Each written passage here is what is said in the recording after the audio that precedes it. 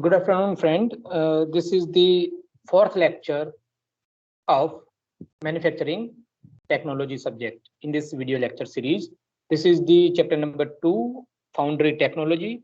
And today I'm going to discuss about molding sand and its property. Before that, starting of this new concept, we are just going to recap of lecture number 3. In the previous lectures, we were discussing about the pattern allowances. So pattern allowances is what? It is the uh, dimensional difference between the actual product and the pattern that is called allowances. And there are different types of pattern allowances are available. So this is the exact as I told you, the difference in the dimension of the pattern and the final product of the casting is known as pattern allowances. See in this figure, this is suppose your actual casting, okay, and this is your pattern. So this is your difference, dimension difference between this actual product and pattern. So that is known as allowances. Okay, this one, the dimensional tolerance between actual product and pattern is known as allowance.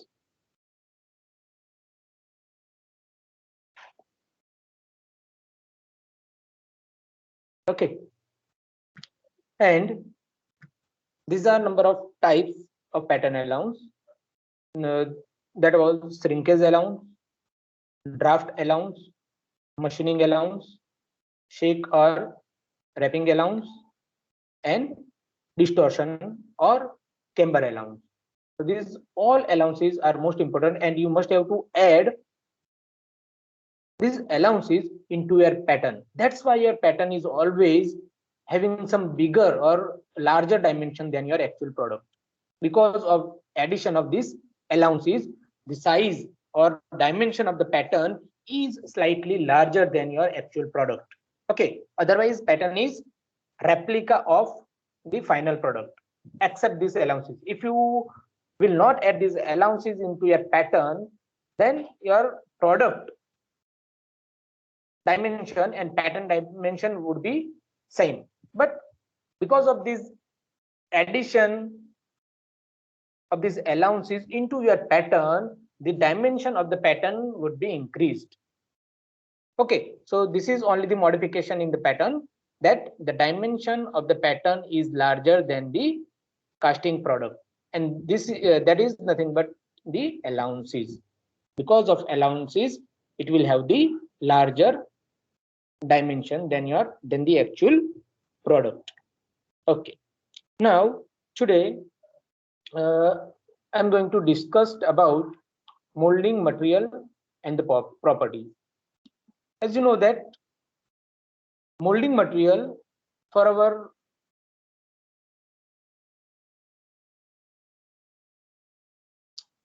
casting is sand. Okay, because of sand you can create your mold. Okay, suppose this is your mold. Okay, or you can say that this is your flask.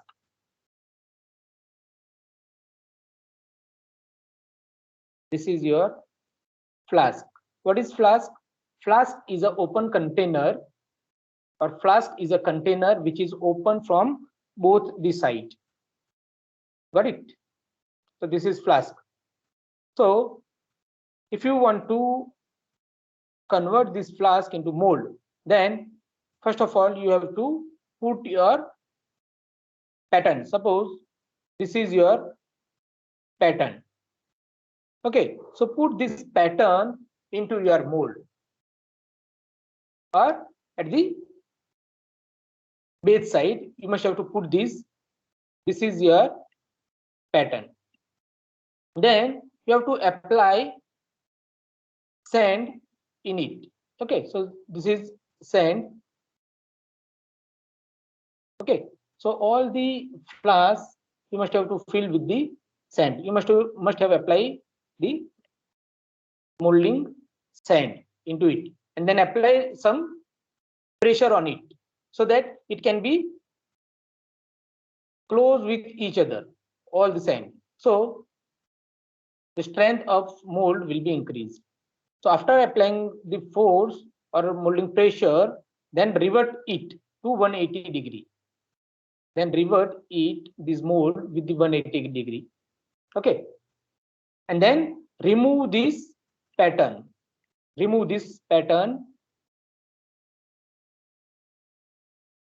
from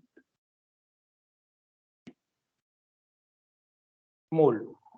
So if you remove this pattern from this mold, then it will look like this. Okay, suppose this is your flask. Then if you remove this, then this type of cavity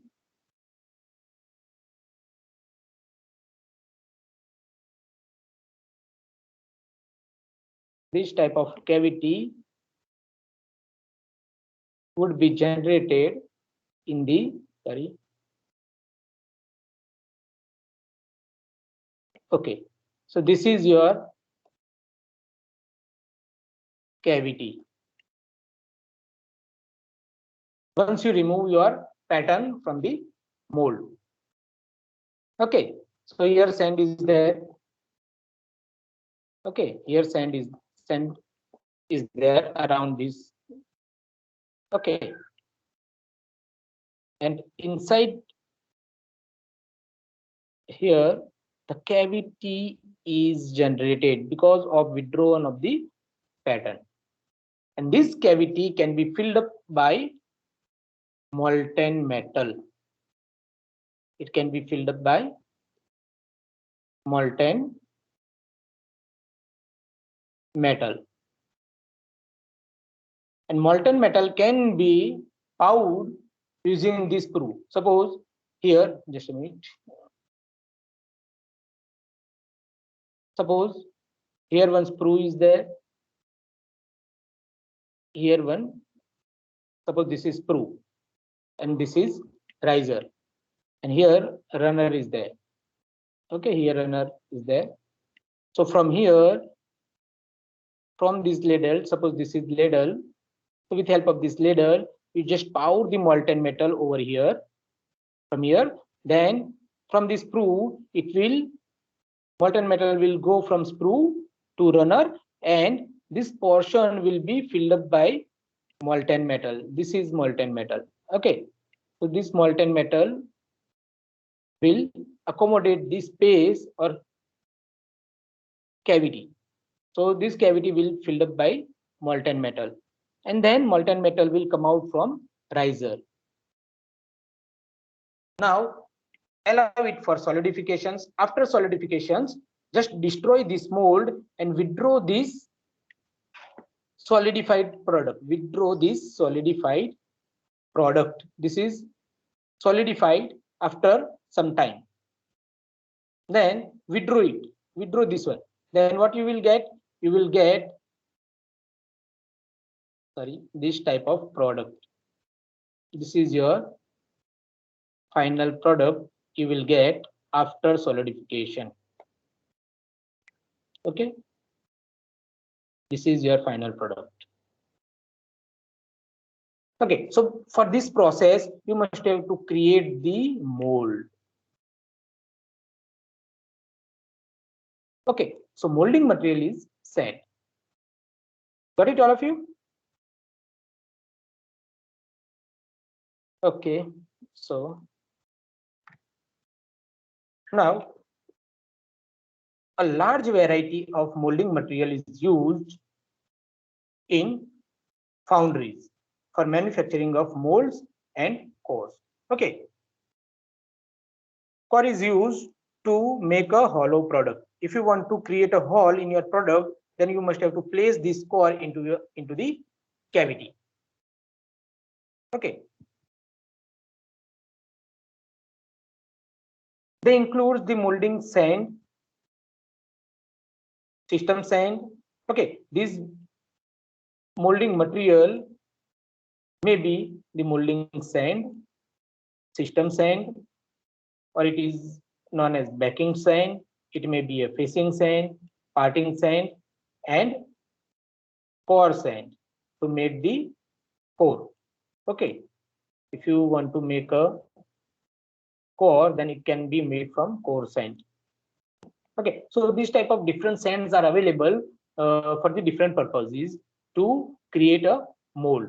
So this molding material may be the molding sand, system sand, baking sand, facing sand, parting sand, and core sand. So using these different type of sand, you can create the mold. Now choice of molding material is based on their processing properties. Means what types of processes are there. According to that process, you can select the molding material.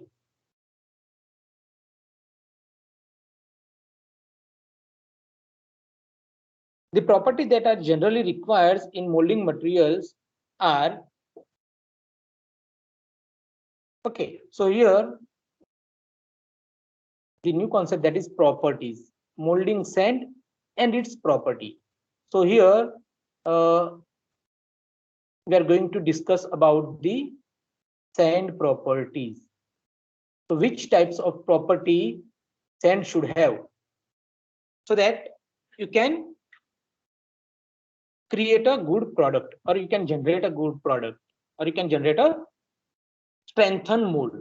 So first property is known as refractoriness. So refractoriness is the property of sand. Okay, and because of this refractoriness, it will sustain, or it will resist the very high temperature. So if the sand will resist or withstand with the higher temperature, then it will not burn. Okay, and this property is known as refractoriness. So refractoriness is the property of sand due to which your sand will be resist the very high temperature.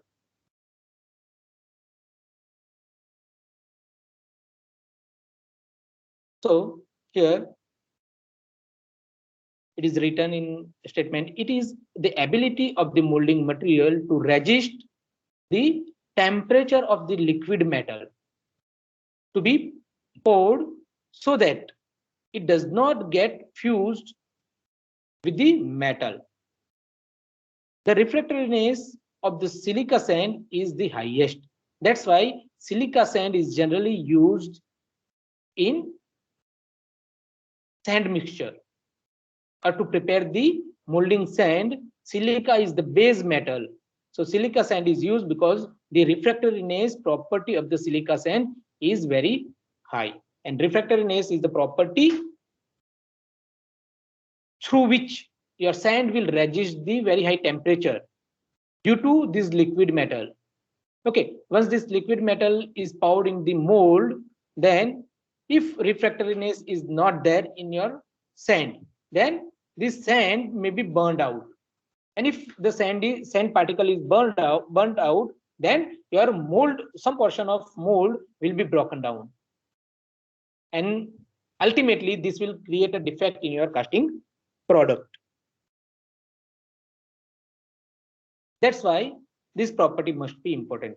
And this is the property of sand that is known as refractoriness. Second property of the molding sand is permeability. Permeability is what? Permeability is the property of the sand, and because of that, whatever gases are developed inside the mold cavity. Suppose this is your mold. Okay, and here your cavity is there. Suppose this is your cavity. From here, you enter the molten metal, and this will enter through this runner, and from this side it will come out. Okay. Now what happened? Once you pour the molten metal from here, then it will be reached from runner, and this cavity will be filled up by this molten metal. Okay, so what happened? This high temperature molten metal will directly contact with the sand. Here sand are there. Okay, this is your, just a minute. This is your sand here. Here sand are there. Okay, on this portion. So what happened? Because of higher temperature of this molten metal, sand is directly contact with the high temperature molten metal, and sand having the moisture, content, and because of this moisture will vaporize and evolve the gases, and if these gases will not be able to escape from the mold, then due to the gaseous pressure the mold will be broken down, or some portion of the mold will be broken down. So that sand particle will mix with the molten metal, and it will create the defect in the final process. Okay, so if you do not want to create any defects, then whatever gases are developed inside the cavity, that can be easily escape out, and that can be easily escape with help of the permeability property.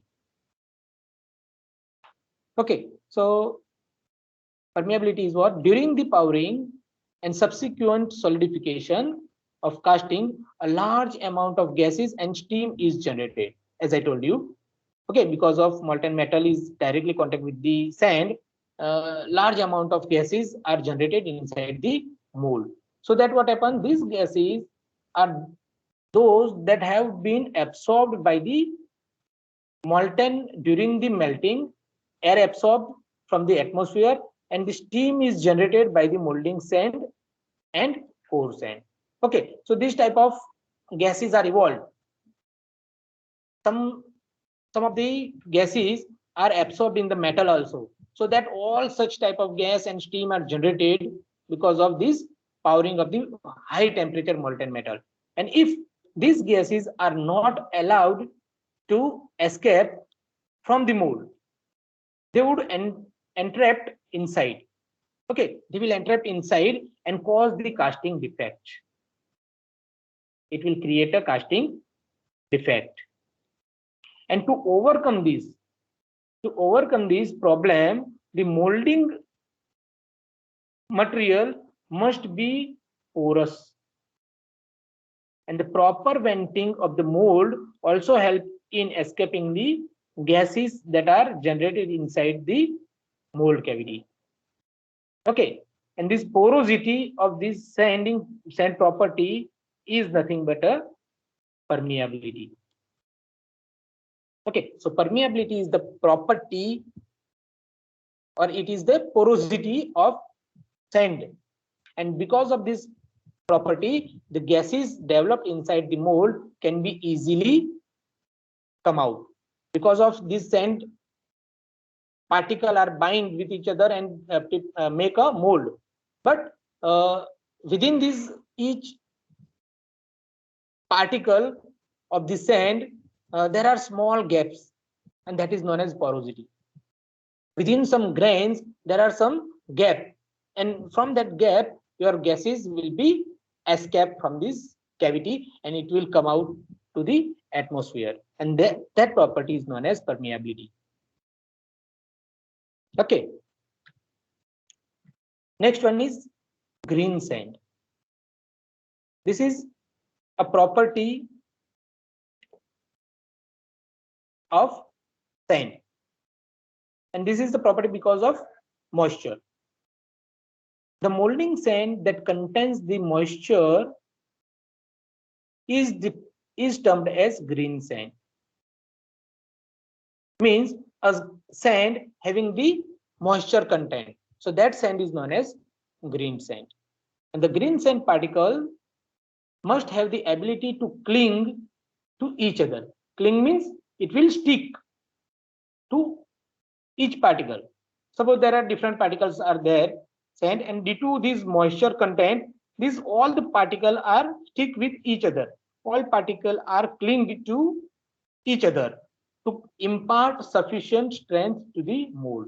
And if these all the particles are stick with each other, then it will give the good strength to the mold. And the green sand must have the enough strength so that the constructed mold retains its shape.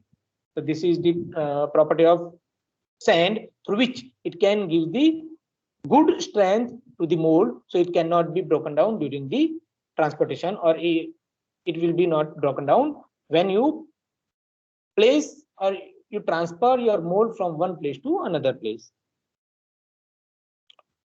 Then dry sand. As you know that you must have to pour the molten metal into the mold. So at that time, when the molten metal is poured in the mold, the sand around the mold cavity is quickly converted in the dry sand, quickly converted into the dry sand.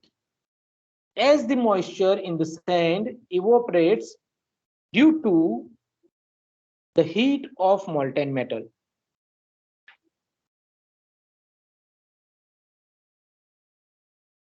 Okay, so at this stage, the molding sand must possess the sufficient strength to retain the exact shape of the mold cavity.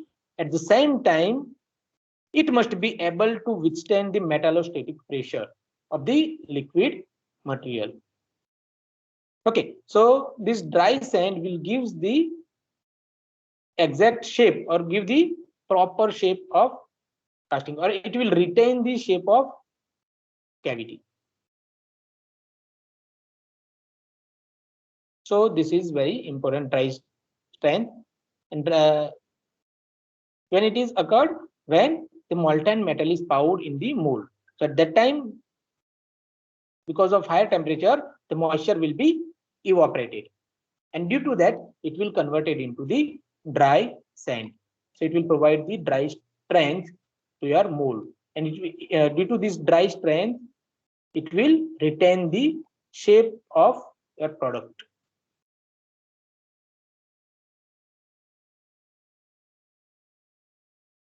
Now, next one is hot strength. Next is hot strength. As soon as the moisture is eliminated, the sand would reach at high temperature when the metal in the mold is still in liquid state. Okay, once you power the molten metal, so what happened?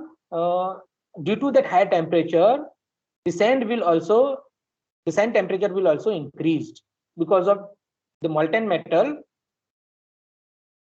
is in this state of liquid. So due to that high temperature of molten metal, the temperature of sand would also be increased. And the strength of the sand that is required to hold the shape of the cavity is called hot strength. And because of this higher temperature also, it is having some strength to resist the shape. And that strength is known as hot strength of that particular sand.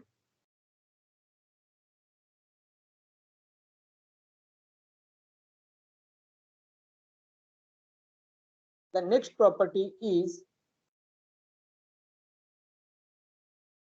collapsibility.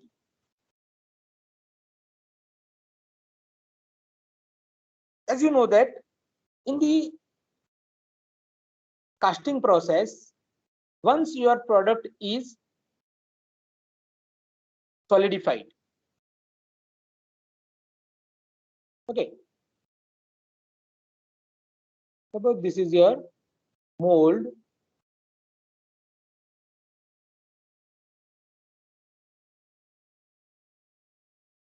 and inside the mold, there is your part, okay, which is filled up by the molten metal. Okay, here molten metal is there. Here sprue and riser are there, and it is connected with the runner. Okay, and around this part here sand are there. Okay, it is here sand are filled up. Okay, as you know that this is the basic process. Clear? Now, after solidification,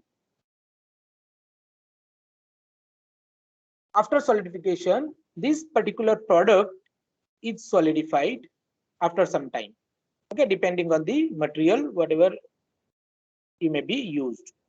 Okay, so after solidification, you must have to withdraw this solidified product from this mold, so that during the withdrawal of this product, this mold material or this mold can be easily collapsed or can be easily destroyed. So this property is known as collapsibility property. Okay. So during solidification, if it is easily destroyed, then your solidified product will easily come out from this mold. And if this will not do so, then what happens? It will be difficult to withdraw this product from this mold. So it should have this property that is known as collapsibility.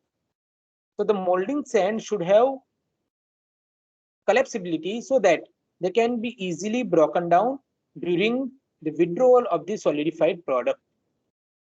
Okay, so this property is known as collapsibility.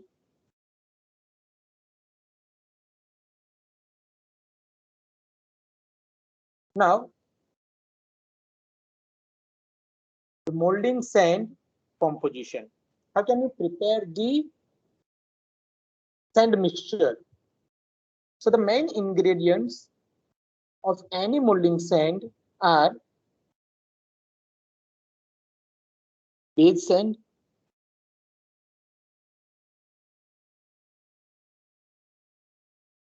then you must have to add some binders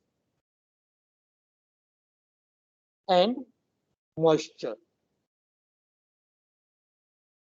Okay, if you add these things in the sand, then whatever sand is made, that is known as molding sand.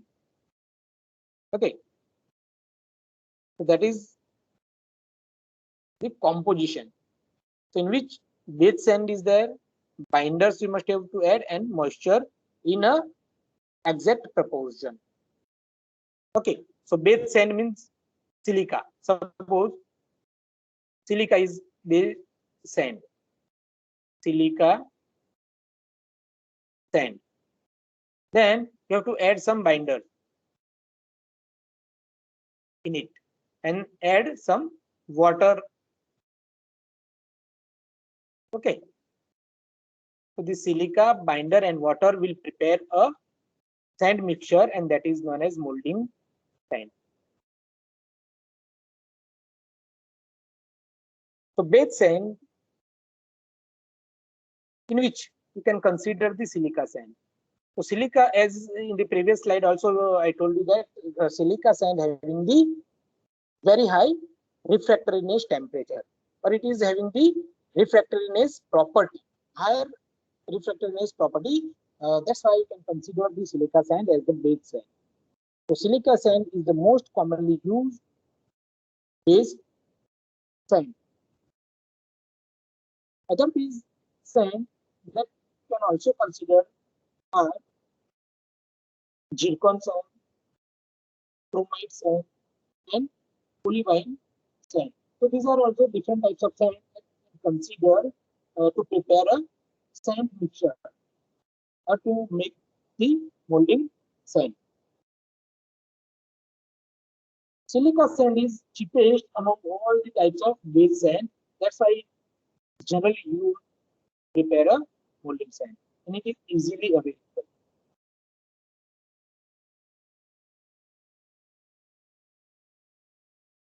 Then binder.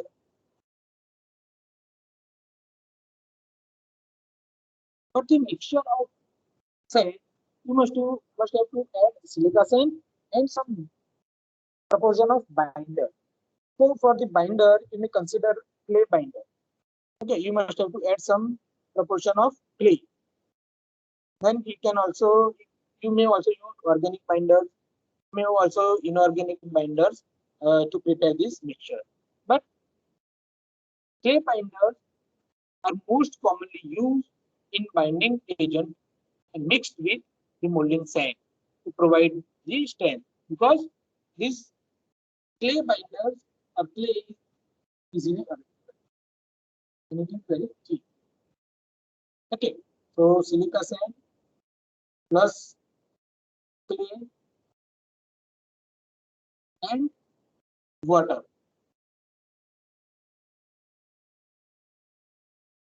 Okay, that will make the molding sand. Okay,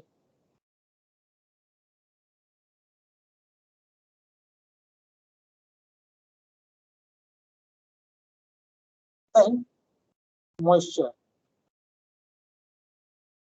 silica sand, clay plus moisture will prepare your molding sand. So clay acquires its bonding actions only in the presence of the required amount of moisture. If required amount of moisture are there, then it will give the proper binding. When water is added to clay, so you must have to add certain amount of water into the mixture of silica and clay.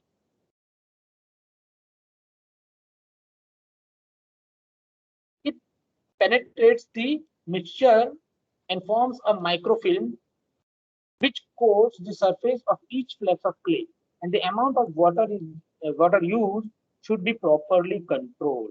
Otherwise, if you the water amount of water is not controlled, then it may be a paste-like mixture, and it would not be used to prepare a mold.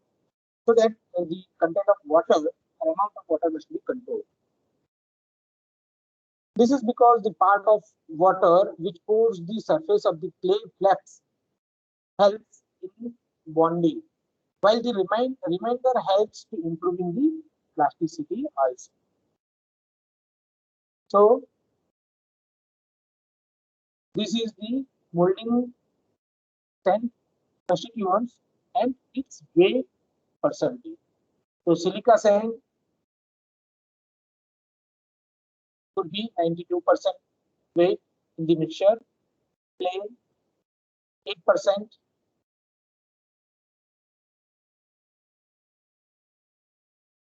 and water 4%. Okay, because of this proportion, you can create a molding sand. Okay.